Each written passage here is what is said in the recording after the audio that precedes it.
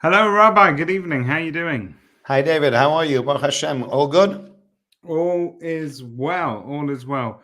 We've got a bit, before we get started tonight, we've got a bit of housekeeping to do. So a couple of reminders. So one is the Rebbitzon's share. Well, not share, it's chat and chill, isn't it? Correct. On Monday night at 8 o'clock. Yeah, Sharon Hood asked me to shout out for that. Still places available if any of the women want to join.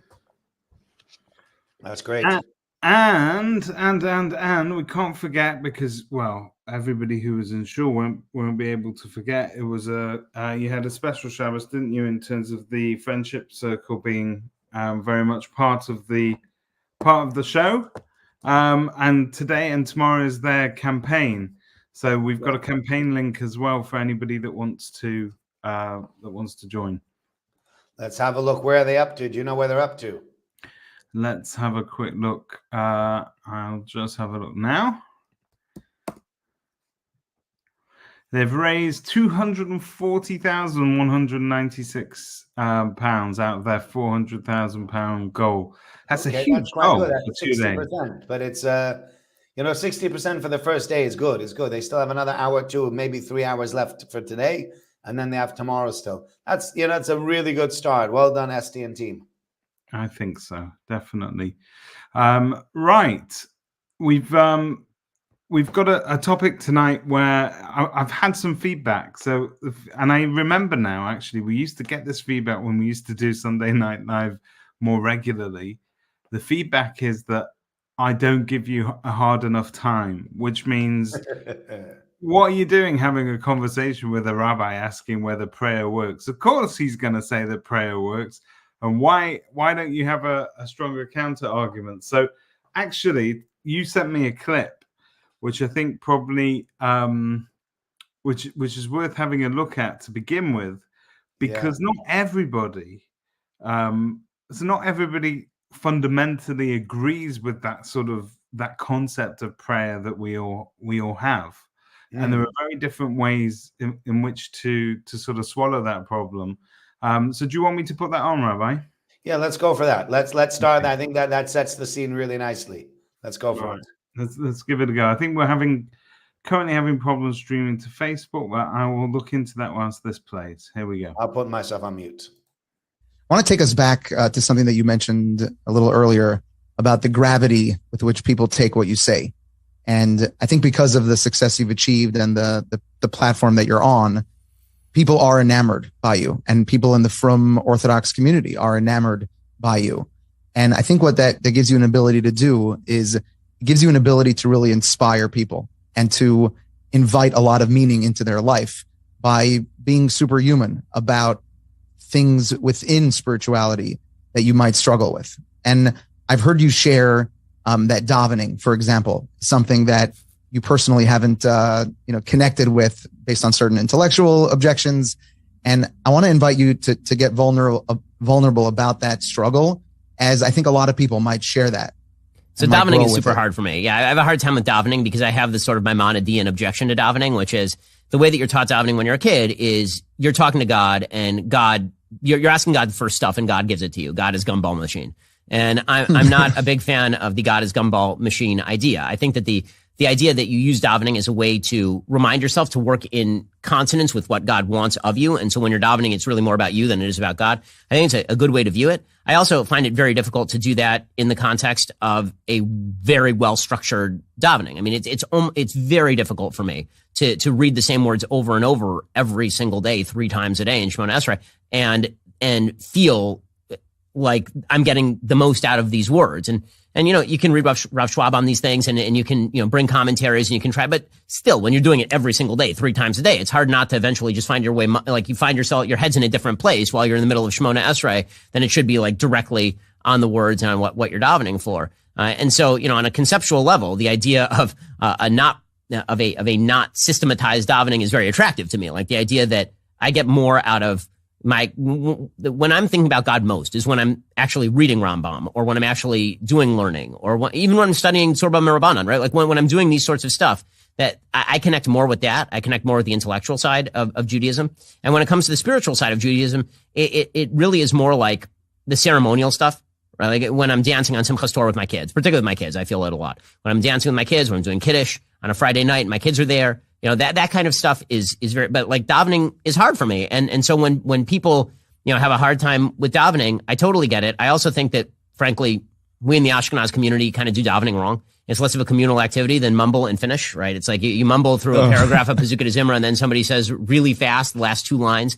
I mean, listen, I do it. I daven super fast. When I daven for the Amud, and I'm davening Shachris, like I'm famous for being able to knock that out super duper quickly. Shocker. I can't believe that. Like I'm the guy you go to when you have like 11 minutes for Shachris and you need to like really move it. And Ben, I'm not trying something to brag about, frankly, because that's like pure, that's like pure, just get it done by rote. Like if you're looking for by Hallel, like, so I davened Hallel yesterday by the minyan. And so I like to, the Hallel I like to sing, and that's really good stuff. Like when you actually are able to add some tunes in there and really sing it communally. The Sephardim do this more naturally, like Sephardic davening, which takes 1 million years. It's, I can say this, my wife's Moroccan and my entire in-laws are, they daven Sephardi. And I went originally, the first school I went to was Maimonides in LA, which is a Sephardi school. So I actually learned to daven Sfard before I learned to daven Ashkenaz. But the way that Sephardim daven is much closer to a communal experience than typically the way that Ashkenazim daven. My theory of davening is that basically it lengthened over time, specifically because it started off and people actually davened like the Sephardim. They're all saying it together and they're like, this is taking too long. Let's speed it up. And then they're like, yeah, but now that we speeded it up, it's only taking half as long. So we can add some more text at the end. There's now room for more text. And so it's just now davening is 300 pages. But that sort of approach, if the davening is about the communal experience of it, then more singing would be good is I think the message, which is weird coming from me who is not a huge fan of no objection singing. from here, from the Hasidim over here on musical people. So there you go. There you go. For those who don't know who not that for is. everybody. There's a couple of points in there. One is I think over Yom Tov you don't really sort of, because Yom Tov I think is full of big show tunes, isn't it? Really, it's the biggest numbers of the year. It's the greatest hits. Yeah, it's easier. It's easier to sort of get involved almost and sing along. Yeah, and I think the rest of the year maybe sometimes. I think Alex will like to hear me say this, but I think we're guilty of perhaps not putting enough tune into it in the Ashkenazi sort of version of it, whereas the Sephardi way of davening is very much call and answer, isn't it? In terms of So by the Sephardim, it's very interesting because the Chazan actually by the Sephardim says every word. By us, the Chazan should say every word, but it's like hallelujah. There's this mumbling that's going on. Whereas if anybody's been to Sephardi Minyan, that they actually say every single word out loud. Yeah. So some people find that extremely annoying. I know that there are people that don't like going to Sephardi Minyanim because they find that they can't focus on their own prayer because the Chazan is making too much noise. And I find other people that would say they love this because they just feel really involved in it. And I think there's no right or wrong answer to this. It's more about the nusach, how things have developed and what really speaks to people. But I think what Ben Shapiro was saying over, and for those of you who don't know Ben Shapiro, very famous, I think everybody here probably knows who Ben Shapiro is. I know in America he's very famous. I don't know if he's got the same fame here in the UK. Do you think people here listen to him? I think he's regarded as being quite controversial. I think he's the sort of voice that, he has a lot of controversial topics that he likes to push and discuss and viewpoints. He's very uncompromising, isn't he? He is. But I think that's what I happen to like him. There's something that I like about him. I find not everything he says I agree with, but I find the fact that he's willing to stand up and to say what he thinks and, to heck with everybody else. I find that in a way refreshing, because in our very woke world where nobody's willing to say anything just for fear of offending somebody else, and everybody's allowed to have their opinion and everybody's opinion is correct, he's somebody that stands up and says, actually, I don't agree with that, and this is why I don't agree with it. And, you might say that you're entitled to your own opinion, but I think your opinion is nonsense. I think he's got a lot to say, not usually on these subjects, but I think he comes out quite heavy politically, doesn't he, in terms of issues. Yeah, he's been hammering down on Kamala Harris and then Joe Biden for the last who knows how many months. He's been very, busy with that, huh? Pardon? He's been busy with that, but he's probably one of the more famous Jewish personalities, I suppose, on He's probably of the podcasts most famous in Jewish America. personalities out there. I think he's got of the top 10 listened to podcasts in the world. I mean, you got Joe Rogan or people like that are like all the way at the top, and Stephen Bartlett. But I think he's probably in top 10 or top 20 podcasts listened to in the world. Like, he really gets a lot of listens. He really is a very, very successful guy.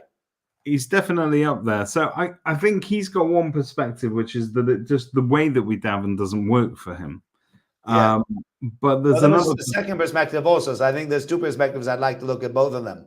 One is the way that we daven, and the other one is the meaning behind davening, which is what he called the Maimonidean objection that he had to it. So before we come to that, let's just take it one level up. Let's imagine for a second that actually we're looking at this from the point of view of somebody that perhaps doesn't believe that prayer is a useful thing, that it's that, and maybe it fits into their whole kind of view of faith and belief and so on, that they don't believe that verbalizing their requests or the things that they want or the things that they need in an ancient Hebrew text, that they don't, some people barely understand what it means and who they're talking to, and that it just doesn't work for them. I like to look at it in a different way, actually, in as much as I think it's okay, even if you didn't believe in anything. It's really useful to start your day by being grateful for the things that you've got and that you have. And that's essentially the way that davening kicks us off in the morning, doesn't it? Absolutely. You open your eyes, and the first thing that you're meant to do is, be thankful for all the very basic things in your life that well, you wake up, the first thing you say is, thank you, God, for giving me back my life. There are lots of people that never wake up. They go to sleep one night and don't wake up the next morning, God forbid. Right? Yeah. You start off saying, Modani lefanecha, thank you, Hashem, Melech HaMekayim. The king was alive and well, right? Shechazarta minishmasi, for giving me back my soul. Before I get into anything else, just, hey, wow, I woke up. I don't take that for granted because not everybody woke up this morning. Do you know what I mean? So yeah. I think that is very important. And I think that there's what to be said about what you said before about people starting their life with gratitude. What I would say is, and that's what people will feel very strongly, is that I think it's important to start my life with gratitude, but if the gratitude's in Hebrew and I don't know what it means, then I don't feel the gratitude. I just don't feel it. It's not something that it doesn't do it for me. How in the world am I supposed to feel this gratitude if I actually don't understand what in the world I'm saying? So first of all, then, for people who want to understand what davening means and what they're actually saying, it is perfectly acceptable for them to follow along we've got some great translations these days. It used to be very, very heavy, didn't it? It used to be very biblical and difficult, but as the Siddurim have got better over the years, and certainly I think you could probably say the Art Scroll changed things for a lot of people in terms of the way that it's written, but also the quality of the explanation that it sometimes has with it as well. Absolutely. I think the Art Scroll is a real game changer. Because I remember, again, you mentioned Alex before, and Alex once asked me, like, why does everybody use the Art Scroll when we have Minhag Anglia, when we use the Siddurim of the United Synagogue, which should really be the preferred minhag for people from our shul? And I said to him, just because it is very user-friendly. The Art Scroll, I think finally they caught up, and when Chief Rabbi Sachs put out his Green Siddur, slowly but surely people started using that again. But for a long time, when you were using a siddur that said knoweth and cometh, nobody says knoweth and cometh anymore, right? Those are words that are far, far in the past. I don't think my grandparents used those words. I mean, did your grandfather ever say something? Do you knoweth the understanding? No, you know what? There are in parts of Yorkshire, I think they still refer to each other in sort of semi-biblical talk. So they have. It's a very fascinating place. A lot of old-fashioned biblical names up there, which you won't find down here, and they still sort of address each other as thee, instead of you. How or, art thee? Yeah, how art thee? Exactly, and Really? so it But depends when I where get a you are. consider that says that, to me right away, and to me it's a big turnoff. And I remember the first time I opened up one of these booklets in the Beis Olam, and I said to myself, I can't read this stuff. I can't read it, I can't understand it, and I don't think that it's meaningful to anybody. For the Lord knoweth the way of the wicked, the way of the. So can I ask you some questions then about just basic questions about prayer, in terms of we know that the concept of God is meant to be all powerful and all knowing. Yes. What does he need us to thank him for? Excellent is that question. the reason we're doing it, or is there something? So that question of whether prayer changes something, or does prayer change us? Where are we on that line? Okay, so let's start with the first bit, and then let's move on to the second bit, because you really mentioned two things, and I think each one of them deserves to be dealt with separately. The first one is why does God need our prayers? Okay, and that is an excellent question, and I think that any thinking human being should be asking themselves this question, right? I need to pray 3 times a day. Why? Because God needs my prayers. Really? An all-knowing, all-powerful being needs little me to show up in shul and take out some kind of prayer book that was written 1,500 years ago and to serenade him with words? Does he have like an ego problem or something like that? Like, what's the matter with God? Why does he need me to tell him that he's great? Okay? And that is that is about the most obvious, glaring question about prayer. But what I would say is that this question is not a question that is limited to prayer, because it's actually the most obvious and glaring question about any mitzvah that you could mention. Because if you say, well, prayer, I don't get it, right? And tefillin, you understand? No, tefillin, I don't get either. Well, tzedakah, you understand? So let's talk about even mitzvah. You just got this thing about the friendship circle over here. Donate to the friendship circle campaign. Why does the friendship circle have to go out and have to make money? Why doesn't God send Esty Brooke a check in the post, or Mimi Lyons a check in the post, and they open up the check and there's 400,000 and it says, from God's account, you're doing great work, Esty, keep going, right? Why don't I have to give charity? Does God need me to help out Esty Brooke and Mimi Lyons so that their friendship circle can run wonderful and great programs for them? They don't need me. If God really loved the poor people, he would support them, wouldn't he? The Gemara actually asked that question. One of the, can't remember what, I think it's Tronus Rufus, asked Rabbi Akiva, if God loves the poor people, why the heck didn't he give him any money, right? He said, like, God loves you. Really? If you love me, I'd feel more loved if I had your bank account and you had mine, right? And people take it one step further, because the other question they say is, well, whose acts are greater? God's acts are greater or man's acts are greater? She'd say, well, God's acts should be greater than man's acts. Okay, so if God's acts are greater than man's act, why is it that God creates a human being, creates a male, and one of the first things that we do is we say, there's something extra over here. We need to trim this down a little bit. Well, God made it, and I decided that there's something extra there, and I need to cut it off, right? I.e. bris milah. Yeah. Why are you perfecting, in inverted commas, something that God did? So this question really is across the board for almost anything. Why did God need a world? And why did God give us mitzvahs? And why did God create a Torah? What did we need the entire thing for? Okay, that is the most basic question that should be asked on any religion, right? This is not a Jewish question, by the way. This is a question that should go across the board. This is a question that the Christians will have to deal with in their side, and the Muslims have to deal with on their side. And even people who are polytheists will have to deal with it from their understanding, right? Whereas if you're an atheist, you'll say, well, all right, there is no God, there's no reasoning, there's no understanding, and why am I alive? Just by happenstance. But the problem for atheists is, if you're alive by happenstance, then no question you can ask can actually be answered. Why do bad things happen to good people? Tough luck. Stuff happens. Yeah? Why? Just does. Bad luck. What should I tell you? Bad genes. And so it's a very unsatisfying answer, but it is what the answer is for the people out there. So when you ask the question, why did HaKadosh Baruch Hu create prayer? Why do we need to pray? So you mentioned this already, but I think this is true to say not only about prayer, but it's true to say about almost anything. Prayer is a journey of self-discovery. Prayer is a journey of connection, a journey of longing, right? Much more than it is a, request. It's not about, as Ben Shapiro said before, God being the almighty gumball machine in heaven and insert 5 prayers to get good parnasa. Insert 10 prayers and you'll also find a wife. Insert 20 prayers and you'll have great kids. Insert 100 prayers, you can be the billionaire, right?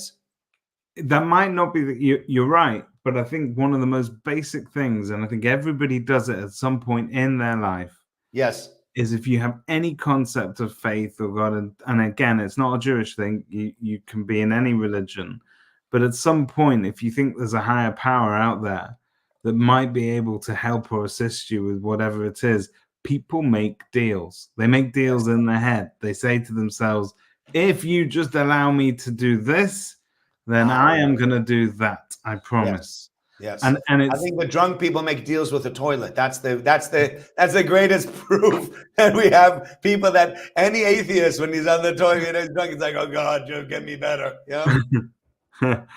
But I think, to me, it sort of goes back to this, you say that people shouldn't be asking for things like a shopping list of things, but it goes back to that sort of, if you look at sort of Christian prayer, Muslim, I don't know actually so much, but like certainly in Judaism and Christianity, you have this concept of God as being a father figure, yes, and that we are children, and that there is some sort of relationship of almost benevolence on behalf of God, that He has some sort of fatherly duty to us, and that we are allowed to make requests of Him. And I think there's that deal, that concept kind of exists. Absolutely, the concept exists. But what I would say is really important is that we have to know that whether we make a deal or whether we don't make a deal, God is not bound by our deals.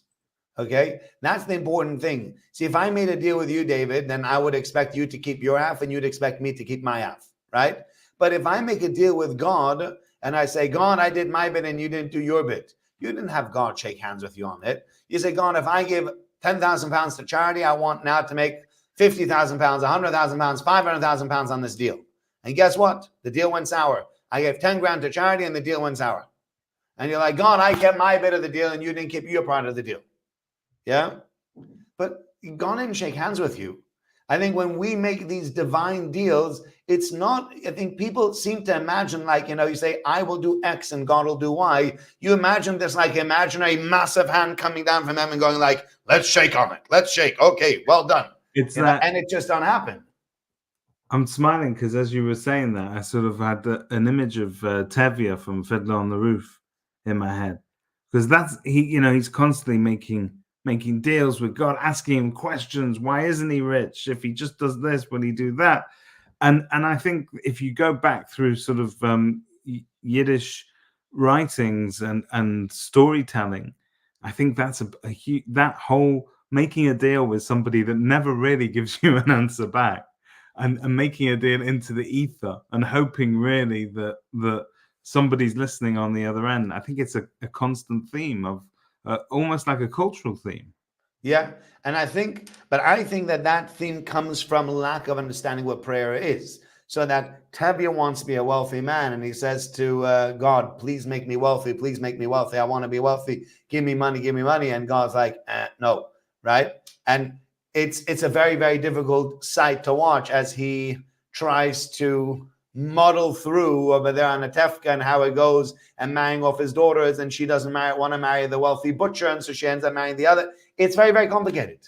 It is a very, very complicated. And I think a lot of us sometimes get our ideas from culture, and even if it's not from non-Jewish culture, even if it's from Yiddish culture, even if it's from Jewish culture, but it's not really based on anything. I don't know that the people who wrote Fiddler on the Roof were necessarily the fromest people around that then wrote this with the, we had to look at all the Jewish sources beforehand, and we were trying to make Tevye. And Tevye almost comes across the fool for constantly asking to be wealthy and constantly being told no.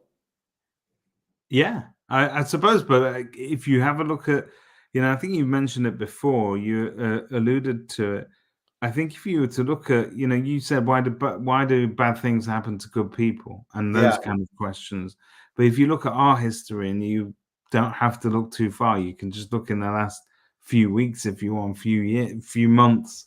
But certainly, if you were to look over the last century and beyond, there, I think what you're going to see is a constant theme of, pogroms and oppression and having to move and from one place to another and never really knowing where your home is, and that sense of security and I suppose all the things that we naturally feel that if God is out there listening to us, that he should be providing to us. So that whole question of, and it's a much bigger question, we're not here to answer it tonight, but that whole, I think we've discussed it before here, but that whole question of where was God during the Holocaust, for instance, is a very, very famous premise and a very famous question.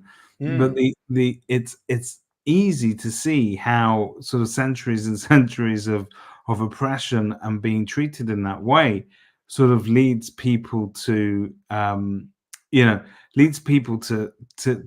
But the other side of it, when you're talking about Tevye and those age-old questions that he's asking, the questions that he asked then are probably equally as relevant today.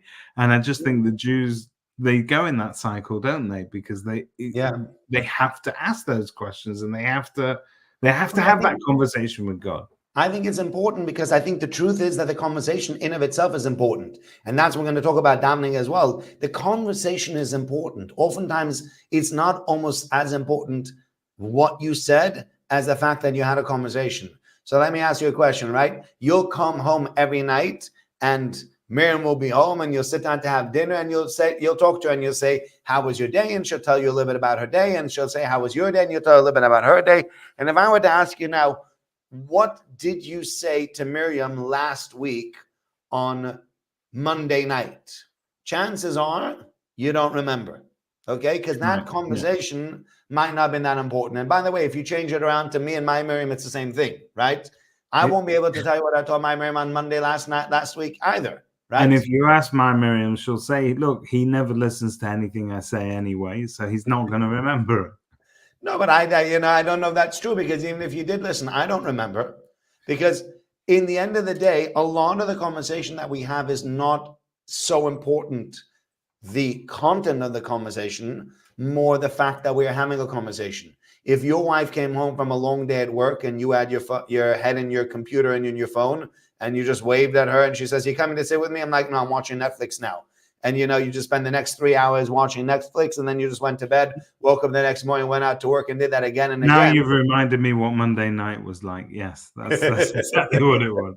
Right? But if that's what happened, what would end up happening after a while is that, Miriam would get pretty upset with you. And you'd be like, but we only talk nonsense. And even when we talk, to 95% of our conversations that we talk over dinner are just what happened in your day and what happened in your day and all sorts of nonsense that 3 days later is absolutely irrelevant. But it's the connection, it's the constant conversation that you have that's important within forging that relationship. If you don't have a constant conversation with your spouse, with your friends, whoever it might be, that relationship starts to fray. So I have a very good friend. I had somebody that I was best friends with from age 16 till age 28, 27, 28. Until I left Israel. So from when I was in 10th grade, so I was at the time I was about 15, all the way through till 27. But then I moved to Manchester and then he moved to America, and we don't speak as often anymore. When we do speak, I went to visit him last time I went to America, and I went to his house and we talked for 3 hours straight and we had such a good time reminiscing. But I don't talk to him as much anymore. And because I don't talk to him as much anymore, we don't have the same relationship that we used to. We used to walk to yeshiva every single day back and forth. And you say to me, well, what great conversations did you have walking to yeshiva back and forth? The answer is, if I were to say to you now, can I remember 10 serious conversations I had with him? Probably not. But you know what? I spent time with him every single day, and we shared our lives, and we got married around about the same time. He got married 3-4 months after me, and he took our flat for the first 2 weeks when we were in Vienna. He took our flat so he could find himself a place and so he could get himself set up, and we gave to each other over the years so many times that it's not about a singular conversation. And therefore, when you look at davening also, part of davening is the fact that I'm having a conversation with God every single day. Even that in of itself is already a very important thing. I am now focused on conversing with God. I'm speaking to God. Whether or not I get from him what I want is then the next level. But we're talking about even just the conversation is so important, because as long as you're having a conversation, at least you are acknowledging that relationship. You are investing in that relationship, and hopefully you're feeling that that investment is paying off. Sometimes you don't, because you feel like I've prayed, and nothing's come. But at least I've invested in that relationship. So long as you're doing that, you're already one step in. If you're not doing that, and you're constantly saying, well, I asked for something and I didn't get it, and like, did you speak to God any other time? Like, no, not really. So what, God's just a gumball machine? Well, that's a really good question. And that the quality of that conversation. So like you say, if I had a conversation with you every day, but it was one-sided, so I'm asking you for things and you're not answering me, because for whatever reason there's no clear way for you to answer me, I'm gonna eventually get sick of that, and I'm gonna stop that. But if you take the premise of that relationship and that conversation that you're trying to have, and if you change it from being one that is request driven, i.e., this is what I don't have, this is what I need, and I need you to fix it. And so let me ask you then, Rabbi, the question is, what should our conversation with God be? And is it really a conversation we're having with ourselves? Because that's equally as much important. We need to hear these things. We need to understand these things. So I think that there's really two parts to prayer, right? So part of it is reflective. So I did a lot of sort of like reading up on this before and also today. So it's not, a lot of what I'm going to say now is not necessarily my opinion, but it's based on Jewish sources, although none of the sources now to hand. But I did see one or two very, very good things on prayer. And if somebody wants to email me later and wants to have a good booklet on prayer, about 20 pages long, if you're really interested, it's really a great booklet, and it's in Hebrew and in English. Everything's translated and transliterated. It's very, very good. But prayer actually has two functions. So it has the one function that you mentioned previously, which is the function of me talking to you, that relationship, even about the fact that you don't talk back. But there's two parts to this. Number one, within prayer, there's a lot of reflection that we have about what's going on. It's actually looking out at, so let's start again with what you said. Let's just start the beginning of the prayer service before we get into even further in. We start the prayer service in the morning. We thank God for giving us our life back. Modani. You wash your hands. You go to the toilet. You thank God for the fact that you're able to function, that your bladder works well in the morning, and that you didn't wake up with a wet bed in the middle of the night, right? That is a tremendous blessing. There are many people out there that unfortunately cannot say that for themselves. Yeah. Again, to no fault of their own, but that's their issue that they have. And they would wish and they would pray that they would wake up in the morning and not need to change themselves. It's a terrible thing. And so that if I wake up in the morning, and I sometimes say that to myself in the middle of the night, I wake up at 3 o'clock in the morning, I'm like, oh, no, I need to go to the toilet, right? And I'm really annoyed. And I think to myself, well, it'd be even worse if I didn't wake up, right? Because that would be a much more uncomfortable situation than the fact that I say, so then, whilst I'm not happy waking up in the middle of the night, I still say, thank you, Hashem, for giving me the urge and making me wake up in the middle of the night, rather than waking up in the morning and having to change everything. Because that'd be a much worse conversation. He says, well, you slept through. Not really. Yeah. That's not a nice way to sleep through. It's much nicer the fact that I wake up in the morning. So you wake up in the morning, you say Asher Yotza. You say to God, you've created this wonderful apparatus where I put food in over here, it gets digested over here, my body takes whatever it needs, and there's a way to get rid of all of the waste and the leftovers that I don't need. That is nothing short of miraculous. What goes on between here and the other side is phenomenal, right? And so you wake up in the morning and you say, God, you gave me that. That's fantastic. You continue on with a kind of neshama. You say, God, you gave me a soul, a pure soul. I'm not an animal, okay? So lots of people like to think that people are human beings are just animals that walk on 2 feet that are a little bit more intelligent. And we believe we are not animals. God created us. Of course, you could say, well, deep down we're an animal, but God created us with a soul. Everybody has a soul, whether you're Jewish or not Jewish, maybe different types of souls, but everybody has a soul. And the soul means that we as human beings have different abilities to every single other animal. We have the ability to contain ourselves. We have the ability to do beautiful things. We have the ability to have conversations like these, which the animals, I don't know that the gazelle or that the lions are having a conversation. Hey, do you think God exists? I don't know. Do you think God exists? I have no idea, right? They don't have these kind of conversations. Animals can communicate, but they communicate because it's a functional thing, right? Animals don't communicate because because they're having some kind of philosophical discussion about, whether the ketchup bottle belongs this way around or that way around. Yeah. You have do you know what I mean? The argument that people have, does the ketchup bottle belong with the cap at the top or does it belong with the cap at the bottom? I heard somebody said to me that, their family argued it out for an hour. I'm like, an hour? You wasted an hour in arguing but you know what I mean? I've had the same argument. Have you? But Okay. so we're more sophisticated. We're capable of having a more sophisticated conversation. But it's interesting that your daily prayers and what you are grateful for are, like I said, thankful for the most basic functions. I mean, we're talking about being able to go to the toilet, which is probably the most base level that you could bring the conversation down to in real terms, but it's the one of the most important things. Absolutely. And we've not yet finished. We're still making a bracha on the fact that God gave us the Torah. We make a bracha afterwards on the fact that God allows us to understand the difference between day and night, the fact that he made us Jewish, the fact that he gave us eyesight, the fact that he allows us to stand up, the fact that the earth doesn't shake when we walk on it, the fact that we have clothing, the fact that God has given us shoes, the fact that we sleep at night and wake up in the morning and we feel refreshed. We go through one thing after the other. When you say the brachas in the morning, there's like 15 to 20 brachas in the morning. If you were to go through it from the morning, from the beginning to the end, you would really walk away from there saying to yourself, you know what, God, you've done plenty for me. Nobody's going to stand up now and say, you know what does God do for me?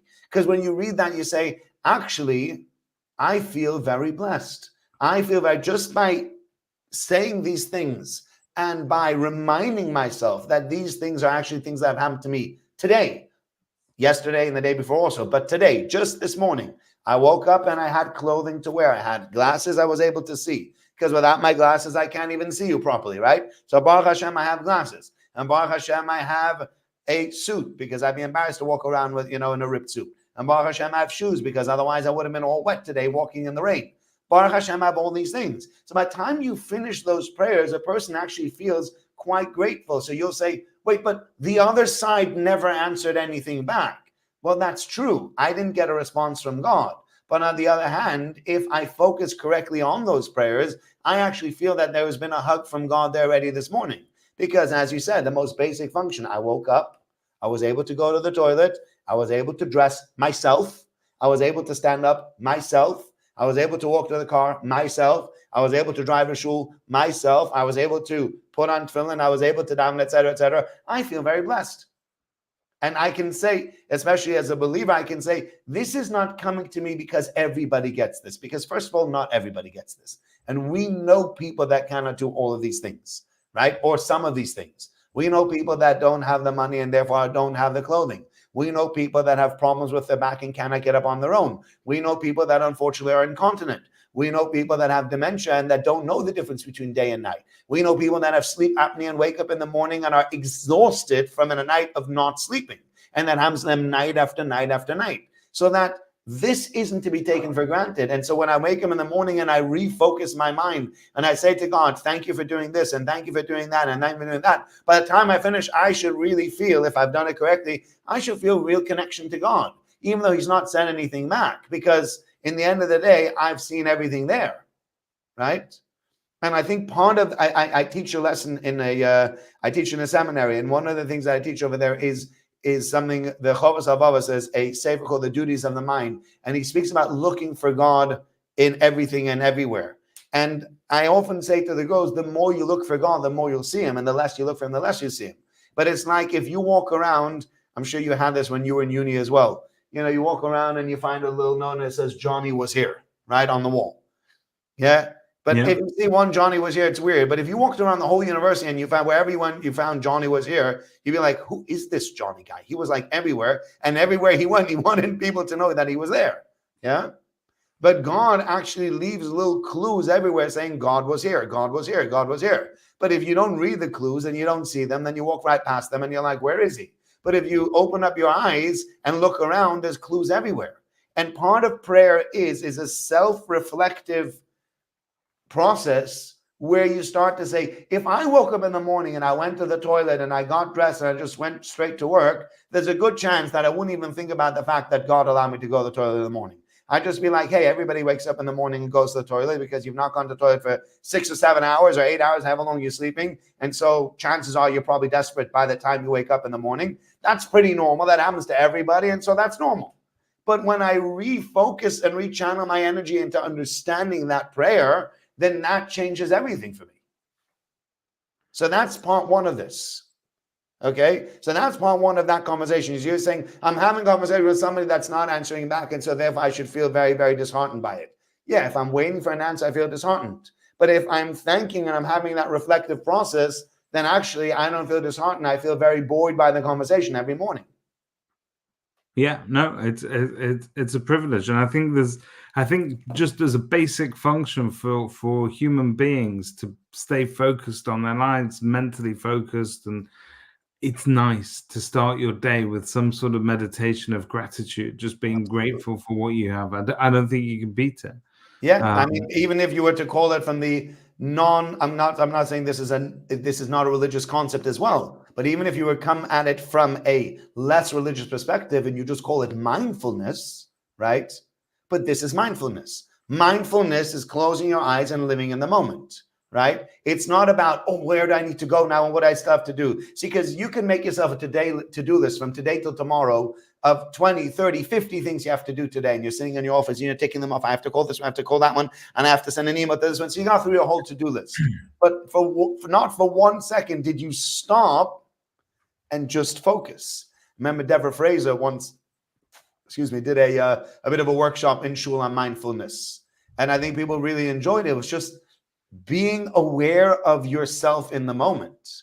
That, like you're saying, that's not even a Jewish, I mean, of course, it's a Jewish concept, but you don't have to be particularly religious to be able to say to yourself, actually, gratitude and meditation on gratitude and mindfulness is a really useful tool in the morning, and it will change your whole day.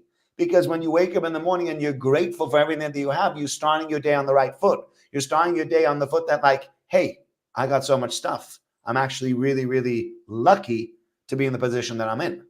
So moving us on from that, the very basic level of being grateful and engaging and starting that conversation either with yourself or with God first thing in the morning, where, particularly looking at the fact that you got Rosh Hashanah coming up, if you had to design basic prayers for people that are important for people, gratitude and your brachas in the morning obviously being very, very important, where do you go from that? What needs to go into the mix? Okay, so now that's an interesting question. And again, I would start with the following. I don't consider myself worthy of writing prayers. And many people, I just want to answer that question to come back to the question that you're asking. Many people say, well, why do we need standardized prayer? Why can't everybody pray the way they want to pray? And I'm inviting you, I'm not asking you to do it now, but I'm inviting you to think about it. If I said to you, David, you now need to pray, how long would that prayer actually last? I know how long my prayer would last. A minute, 2 minutes. Yeah. If I was feeling really good, 5 minutes. I could not get past 5 minutes on my own words. Certainly not. Without repeating yourself? Absolutely not. Absolutely not. There's no way. There's no way whatsoever. And I'll tell you even more than that. If I started repeating myself, I'd start getting bored of myself. I'm like, God, I need money. God, I need. Okay, you know what? I said that already. But I do need money, right? Okay, but there's only that many times you want to say it. You don't want to feel like an idiot having said the same thing 16 times. So really, when it comes to prayer, we, as much as we like to think, oh, we could create our own prayers, the truth is, if you had to create your own prayer on a day-to-day basis, you would really struggle. You would. And so therefore, in a way, it is a blessing that we have a set prayer. Now, what goes into that set prayer? So Chazal tell us there are 3 parts that go into that prayer. There's a certain amount of we give. So the Shemana Esrei is actually built around this. Shemana Esrei is built around 3 parts. Number 1, you talk about the greatness of God. Number 2, then you mention your requests. And number 3, when you're finished, you thank God for the fact that he listens to you. Okay? So we start with Baruch Atah Hashem Elokeinu ki Avosenu. You say, blessed you God, the God and the God of our fathers, of Avram, Isaac, and Jacob, the great, the almighty, the powerful, the one that does tremendous things for us, etc., etc. The first bracha, it speaks about God. The second bracha, Ata Giba, you are strong. You are this, you have the strength. You're the one that revives the dead. You're the one that brings survival. You're the one that brings salvation, etc., etc. So you speak about God again. Ata Kadosh, you are holy. Now we're not going to go into what holiness means, but you are holy. Those the first 3 brachas are very much dedicated to us repeating to ourselves how great God is. Again, it's not for God to know how great God is. God is much greater than anything that I could ever say. As we say in the prayer of Nishmas on Shabbos, if our mouth was full of song as the river, or as the sea was full of water, and our tongue would speak as often and as much as the waves that went through, and my hands and my feet, we go through the entire body and we say, we would never really get to the point where we say, you know what, I can properly say thank you. Because whatever I say lacks. Yeah. Okay. But I'm saying now in those words of Chazal, they say, okay, we put together the first 3 brachas. These are the first 3 blessings that will give us an understanding of focus on who God is and how to relate to God. Part 2, we ask for our needs, but also our needs, not only our personal needs, but also communally we ask for our needs and the needs as a Jewish people. So if you look through it, we start off with asking for mind, right? Which is a beautiful thing. I think this is in of itself, again, this is a very deep concept that the first blessing, the first request we have is not for health and not for money, not for anything else, it's for our heads. Because if you don't have a head, everything else that comes afterwards goes out the window. Unfortunately, having seen many people that I was close with suffer with dementia, you get an appreciation of that, don't you? Really, you do get appreciation, because without the mind, and I've spoken to people that have had family members that had dementia, and they say, "Oh, Rabbi, he or she is not with us anymore." I'm like, "But they're still alive." I say, "They didn't say he's dead." That's what they describe. Like it's like losing somebody, and it's cruel. And they're still alive. You've got this reminder of who they might have been. The body's still there, but they're not there anymore. Yeah. Right. And you say, people say to me, they're away with the fairies. They don't know what's going on. It is the saddest, most, and so we first pray for our mind, and then we pray for teshuvah, and we pray for forgiveness. And then, but we pray also for our health. We pray for our financial needs. But then we pray, God, bring us back to Jerusalem. God, bring us back to the temple. Bring back the judges. Give us back, we pray for the righteous people amongst the Jewish people. We actually, when you look at the prayers of Shemana Esrei, if I were to have written Shemana Esrei, it would be a very egotistical Shemana Esrei. Because I'd say to myself, what do I need? Well, I want health for me and for my family and for my community. Okay, write that down. I'd need parnasa for me and for my family, for my community. Write that down. Okay, I want to have a mind. Okay, write that down. I want, so I got through health, money, brain. Okay, what else? Well, hear my prayers. Okay, fine. That's 4. There's a lot more out there. So thank God we have Chazal that wrote the prayers for us that say, if you're just going to ask God for what you want, you're going to come up with a very shallow form of prayer that's going to turn back into this gumball machine, which is, God, I want money. God, I want to be healthy. God, just keep my head sane and keep everybody else around me saying, good, yeah, thank you. All right, I'm ready to go. And so there's a much broader sense. And then when it comes to Rosh Hashanah is even deeper than that. And that we move on to, so this is the regular davening. Rosh Hashanah davening has another element to it, which is the element of describing what Rosh Hashanah is all about. And not only what Rosh Hashanah is all about, because Rosh Hashanah is all about really the idea of Malchus. The idea of God being crowned the king of the world again every single year. And so you crown God as the king of the world every single year. And we say, we pray today on Rosh Hashanah that you should put your fear and you should put the fear and the awe of God on all of the people. There should be universal knowledge of God. Everybody should then serve God correctly. That is our prayer. And that's one of the big prayers that we have on Rosh Hashanah. We'll say it again and again and again.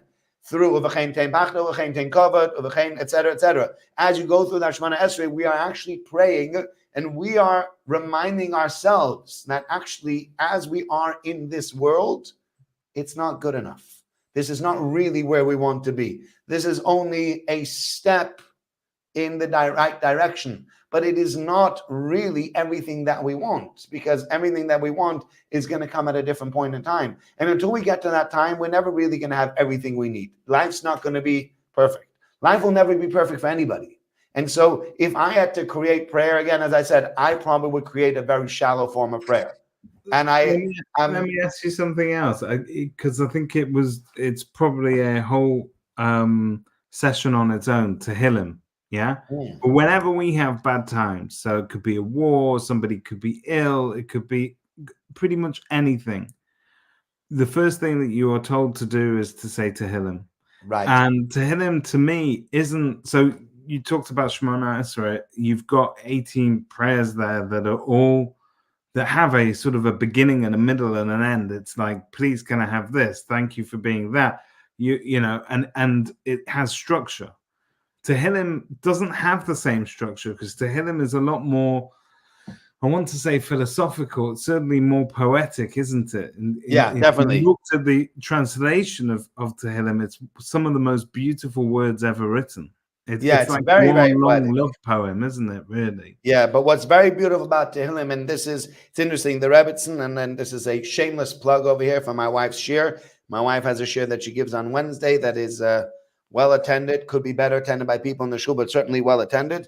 And she's learning about the life of David HaMelech. David HaMelech was one of the main authors of Tehillim. He's not the only author in Tehillim, but one of the main authors of Tehillim. And one of the greatest ways of being able to see what David HaMelech felt as he was going through his life, and as he was going through the tsaras that he was going through, is you look at Tehillim, and many times in Tehillim, you find that David has actually taken, so you read the story, and then you read the poem that goes with the story. I don't know if that's ever come up for you. You know, if you meet somebody and you read a poem, if somebody says, wait, before you read this poem, first you have to read the backstory behind the poem. Yeah, and when you read the backstory behind the poem and you read the poem, sometimes that poem you're like, whoa. Yeah, because then you Very understand emotional. why that poem was written and what was going on, right? And I guess that's what I'm saying. When you read Tehillim, it's almost like, and I certainly sometimes feel that, you know, when we've been saying Tehillim for forever, it feels like, but especially when there's times of war where we say Tehillim in shul at the end of davening, whatever it may be, it feels automatic. We all know the words. We don't necessarily have a full appreciation of what it means, but it's almost like we're on this kind of self-cleansing cycle where we have to sort of, and I feel like Tehillim becomes like it's like a ritual. Say this, you'll feel better. You know. Okay. But you know what? In a way, I agree with you, and it's a shame because, especially because we say the same terms again and again and again, it almost feels like we're giving ourselves the proverbial pat on the back. I said to him, "Good guy." I now said to him, "And Achenu, I did something for the people in Eretz Yisrael. Now I can go upon my work while they're getting bombed down in the north." Right? And I'm not saying that with any sort of like, I'm not trying to be couth over here. What I'm trying to say is that we're really not focused in our Tehillim the way we should be. And sometimes it's because we say the same terms again and again and again that you get to the point where like my kid sent something to me and I found it so sad, but I know where they're coming from. My kid said to me tonight, and they said it over Shabbos also, we are sick and tired of hearing this Achenu song. Yeah, well, it's true because it's become, you know, the first time we heard the Achenu song, everybody had a tear in their eye because absolutely. After October 7th, we were like, I remember that. I think that Shabbos after October 7th, and I remember the davening, I remember it because I think it was when Christian Wakeford came to visit us. It was a Might have been the week or the week after. I can't remember. was something like that. It was a Yeah. controversial visit, but we had it. But if you look at the quality of the davening in terms of the emotion that went into it, Yeah. people were like, "Wow!" You know, it was So very, I very remember moving. looking over at, we'll mention him here because I think he deserves a mention. But I remember looking over at Dr. Adam Shaga, who's standing directly opposite me when we were saying the Tehillim. And the first week we said Tehillim, he's standing there and he's crying. Yeah. And I said to him, "Are you okay?" And he says, "Do you know how many friends I have that are going through, they have kids now that are in the army, they're going into Gaza." There was a real feeling over there. There was a feeling of like, but it's interesting because I find every once in a while, and I don't know if people picked up on this on Shabbos, but every once in a while you do get a burst of emotion. So when I spoke this week, when I spoke about it in the sermon, so at one point or another I spoke about God, like, ending the curses of this year and beginning the blessings of next year. And when I said that, I actually felt very emotional. I think probably my wife might have realized because she realized she knows me well enough to know when I do get emotional. Yeah. But like I was able to push past it. But you say to yourself, and I remember there were times where I was asked to speak right after October 7th, and I didn't expect myself to be emotional. And I stood up and I started talking, and it was just it just started tearing up. And because it's going on for so long, unfortunately, and I'm not saying this, in any, it's sad, but you become numb to it. You do. We become numb to it. Yeah. And I must say that I find that the more you watch and the more you consume the news, the more numb you get to it. And I was invited, for example, by Rafi Bloom to come to see a screening of a film that they've made about October 7th. And I've sent him back a message saying, I'd rather not go. I said, I don't think I can handle watching it. Not because I think it's unimportant. I think it's important to have a film like that. But for me to sit and to watch that sort of suffering, I don't think I can handle it.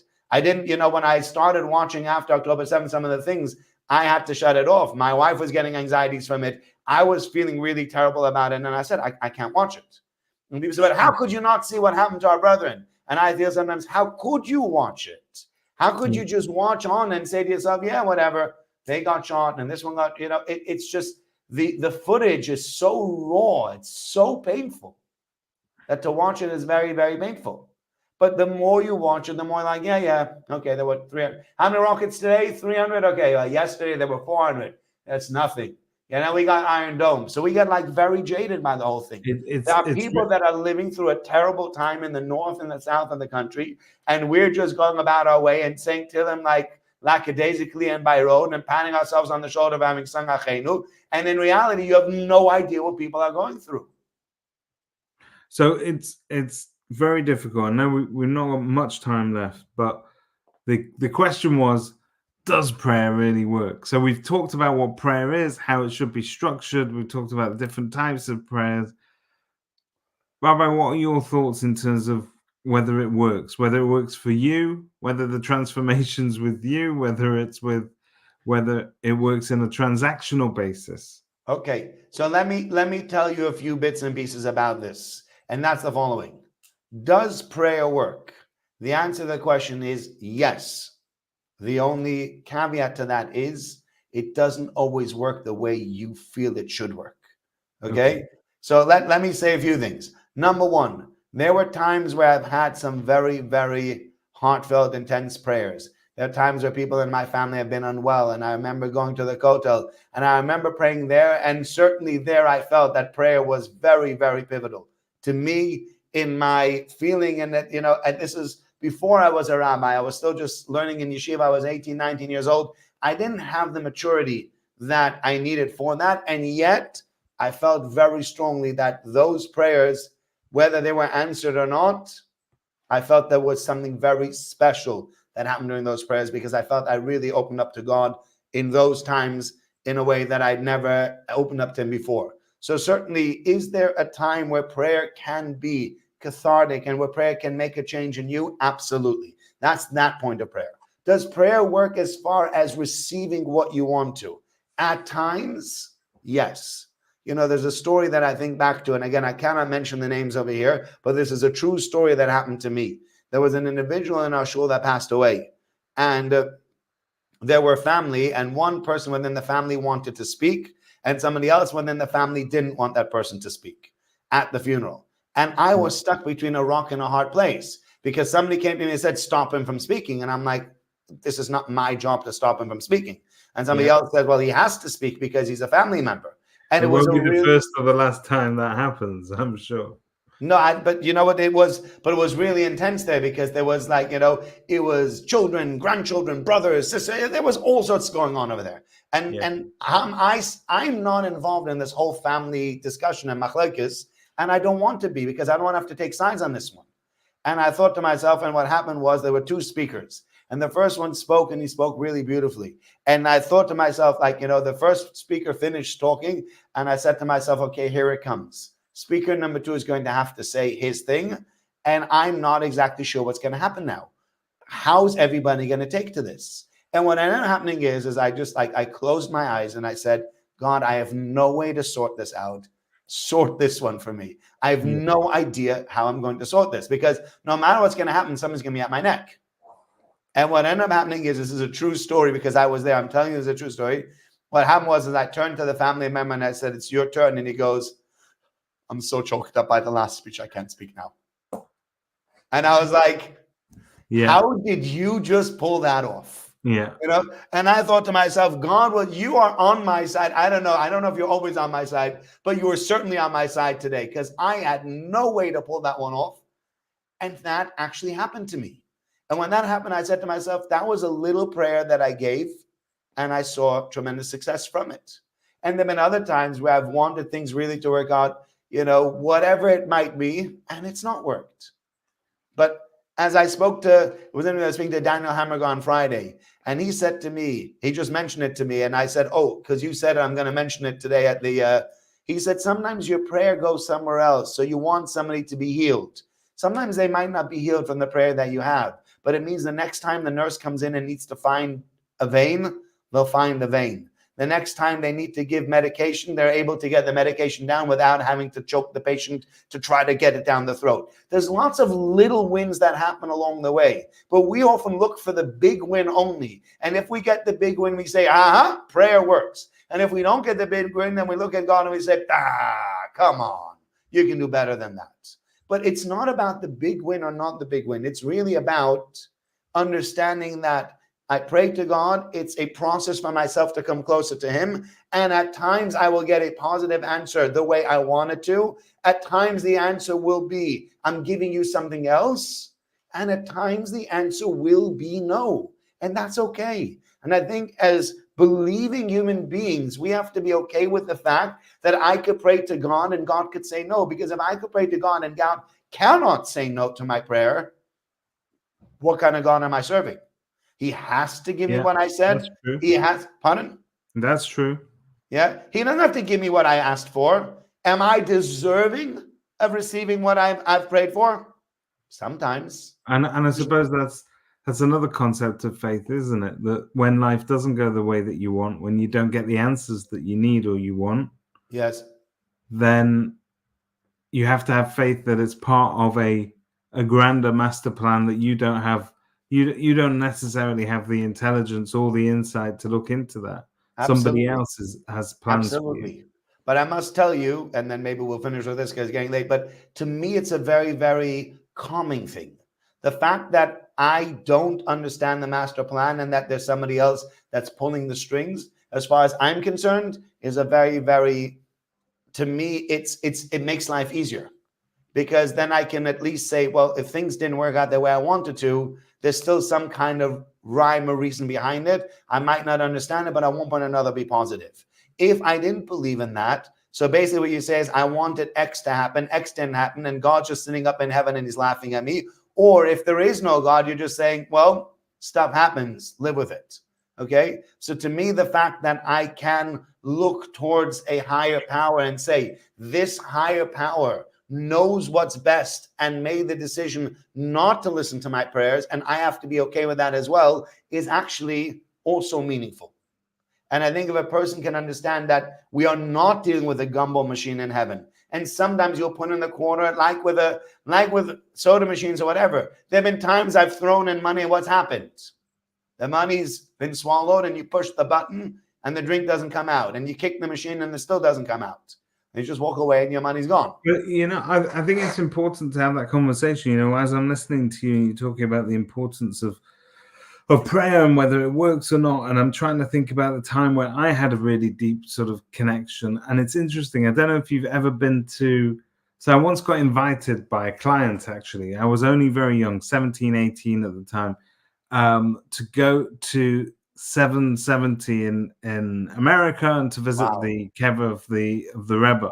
I don't know if you've ever been, and I know it's a similar process at other kvarim, but basically the process is that you're meant to write a letter, effectively, and that letter should have all your requests. And generally speaking, you're asking for a refuah shalema for somebody that might be unwell or whatever problems that there are in your life, and you've got page of A4 there, a bunch of pens, and you sit there in quiet, you prepare that letter, you then go down to the grave, you read it, and you tear it up, you put it in there, and there's just something that system of writing a letter with all your kind of main, it's almost like this is my priorities in life, because on one A4 piece of paper, it's all the people that are important to you. It's all the people that need to be well, and all the people that you want to succeed, and that's a very interesting. It's a very interesting process when you do it. Absolutely, but what I would say is it's not limited to the Rebbe's kever. If you want to do that before Rosh Hashanah. Take out an A4 piece of paper. I mean, I do that in Shemona Esrei, sometimes in Rosh Hashanah. In my head, I go through my family. Go through my parents, I go through my mother-in-law, I go through my children, I go through my wife, I go through my siblings and my siblings' children, etc., etc. I go through all of that so that I get a better. Hi, Adam. Hey, Adam. Adam's part of the Friendship Circle, and he's probably asking everybody to give for his page. So give to Adam's page if you get a chance, if you're not giving to Shul's page, right? But there's Adam. There he is. He's famous. There he is. There he is. So you can write a paper like that for yourself anytime. And when you have a paper like that focuses your mind on actually all of the people that are important to you and all the things that are important to you, it might make Rosh Hashanah and Yom Kippur much more spiritual for you as well. Because now I've focused myself. Actually, you know what, God, I don't need everything. But let's look at the list. Let's see, these are the things, these are the most important people to me in my life. I would need them. I would love for them to be healthy for next year. I'd love for them to be happy next year, because you can be healthy and still be unhappy and have mental health struggles. I'd love for them to be settled, to have friends, to not be bullied, to be, to just have their basic needs met. And that would be really, really meaningful, even if it's not of the Rebbe's kever. And I think we can all make our prayer more meaningful with that little bit of extra thought. Maybe play that last clip, and with that we'll finish. Should we play that last clip? I'm going to tee up that last clip. Just bear with me a second. Here we go. But we heard your challenge to the Orthodox community to speak up, share our views exactly with the world. I'm wondering if you're open for a challenge. Alrighty. a little Nasa V'Nishma. So the challenge is I've heard this, where if you want to know where God expects results from you, pay attention to where there's some resistance. Pay attention to where there's, a challenge.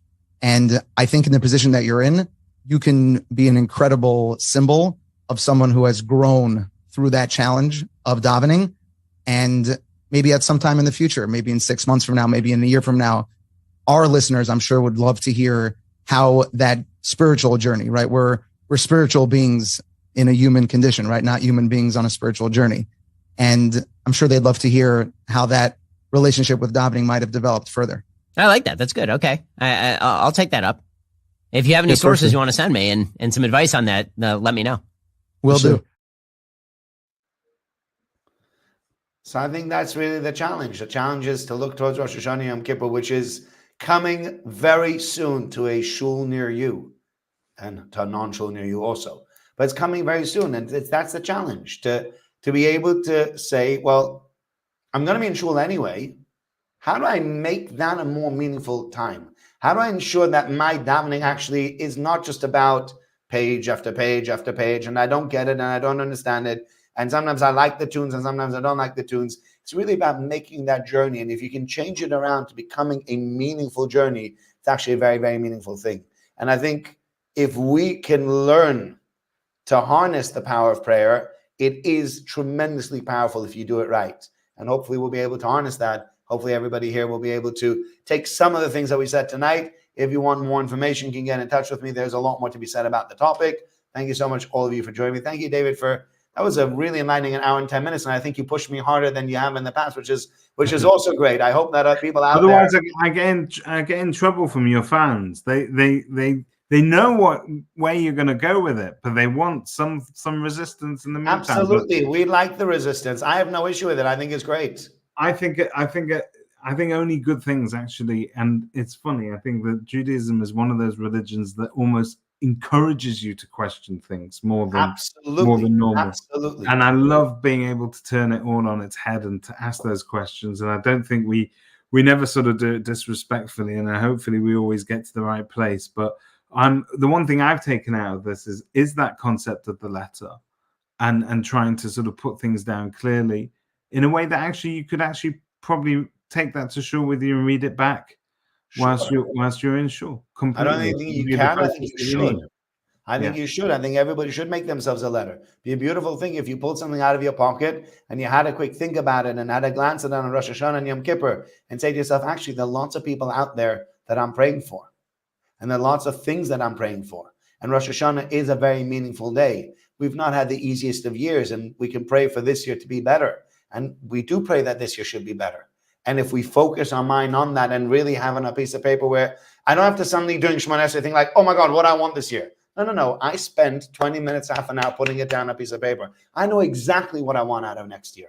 And I can look towards God and say, God, this is what I want for next year. Please, God, we shall all be given and granted at least most of what we had on our list, and that special relationship with that. Right, well, that's your challenge. I want to see pieces of paper. I want to see people reading them. But I think it will be a great thing if we can. I think I should create a paper. I'm going to send it out tomorrow on the WhatsApp group. Fantastic. Let's do that. Everybody have a great week. If you haven't given to the Friendship Circle campaign, please do. They're people that are very close to our hearts at Shul. Rabbi, thank you very much. Have an amazing week. And you, thank you very much for another great broadcast. Thank you. Pleasure.